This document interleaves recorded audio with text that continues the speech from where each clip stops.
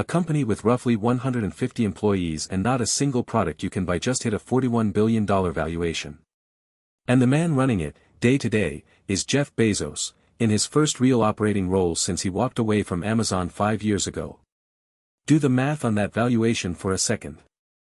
$41 billion divided by about 150 people is roughly $270 million of value per employee. For comparison, that's several times what Nvidia is worth per employee, and Nvidia actually sells things. So what exactly did investors like JP Morgan, BlackRock, and Goldman Sachs see that made them hand this tiny team $12 billion in one round? Here's the strange part, it's not a chatbot. It's not a coding assistant. It's not anything you've used. Bezos is betting his comeback on a kind of AI that most people have never heard of, and by the end of this video, you'll understand why some of the smartest money in the world thinks it's the biggest prize left in tech. To understand why this matters, rewind to 2021. Bezos steps down as Amazon CEO, hands the keys to Andy Jassy, and spends the next few years on rockets, yachts, and philanthropy. Most people assumed he was done building companies. Then, in November of last year, reports surfaced about something called Project Prometheus, a secretive AI startup that had quietly raised $6.2 billion before most people even knew it existed. That alone made it one of the largest funded startups on the planet at launch. And the biggest backer of that round? Bezos himself, who didn't just write a check, he took the co-CEO seat. His partner is Vic Bajaj, a Stanford scientist who previously co-founded Verily, Alphabet's life sciences company. That pairing tells you something. This isn't a founder chasing the chatbot gold rush 2 years late. It's an operator with essentially unlimited capital, teaming up with a hard science veteran, to attack a problem the rest of the AI industry has mostly ignored. And in June, the company dropped the word project from its name, came out of the shadows, and announced a Series B that made the whole industry stop scrolling. Here's the pitch, in Bezos's own words, Prometheus is building an artificial general engineer. Not artificial general intelligence, an artificial general engineer. The difference is everything. The AI boom you've watched for the past 3 years has been almost entirely about words and pixels. Models that write emails, generate code, make videos. Software predicting software. But the physical world, the world of bridges, jet engines, chips, and factories, has barely been touched. Designing a physical product today still works roughly the way it did decades ago. Engineers design something, build a prototype, test it, watch it fail, and repeat. That loop can take years and burn millions of dollars per iteration.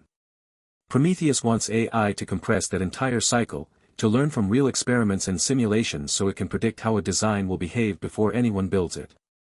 Reports describe the ambition as spanning everything from chips to aerospace to infrastructure.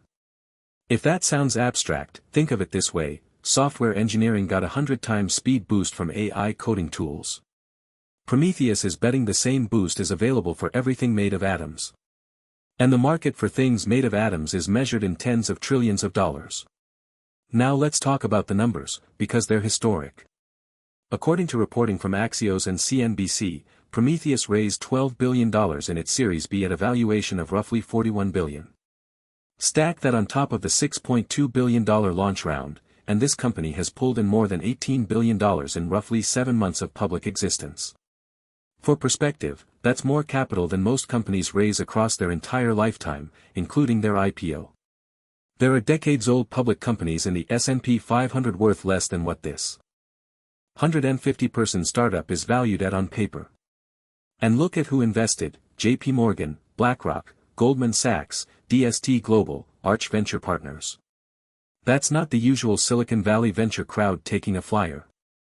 Those are the largest financial institutions on earth, the kind of investors who usually wait for revenue, audits, and predictable cash flow. They wrote 9-figure and 10-figure checks into a company with no product page. Either the smartest allocators in finance have collectively lost their minds, or they've seen something in the data room that convinced them this is not a normal startup. Which raises the obvious question, what's the actual business case?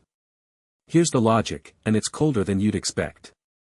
The generative AI market, chatbots, copilots, image tools, is brutally crowded.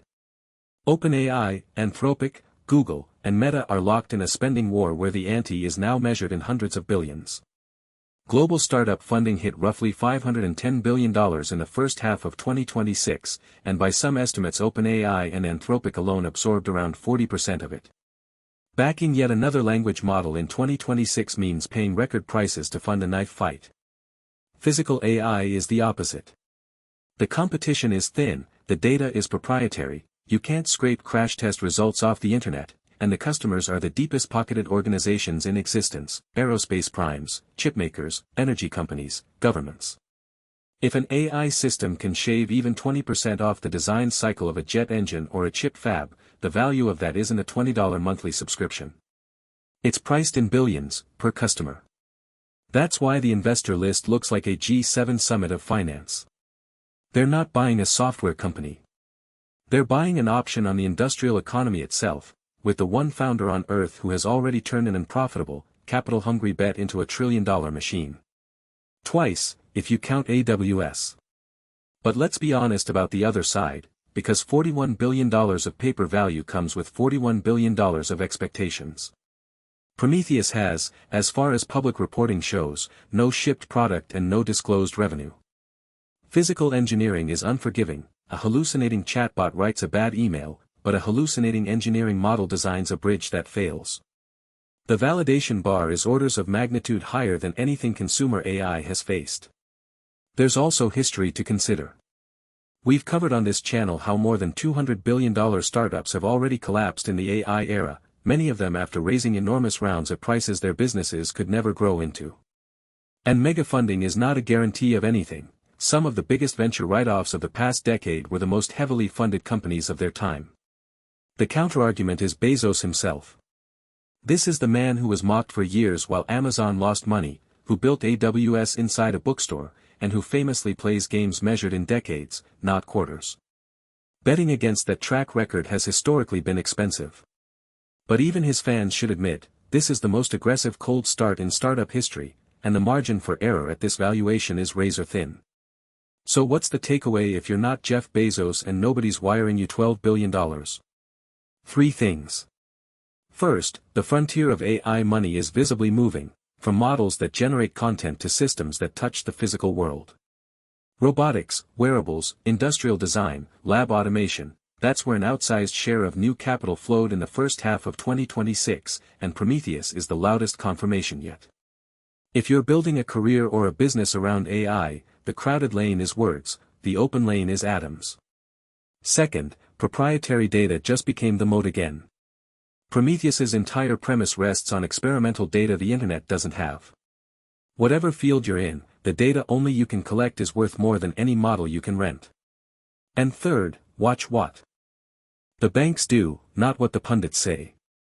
When JP Morgan, Goldman, and BlackRock quietly buy into a 150-person company with no product, that's not hype, that's positioning. Whether Prometheus becomes the next AWS or the most expensive lesson in venture history, the money has already told you where it thinks the next decade happens. If you want the numbers behind stories like this before they become obvious, subscribe, we break one down every single day.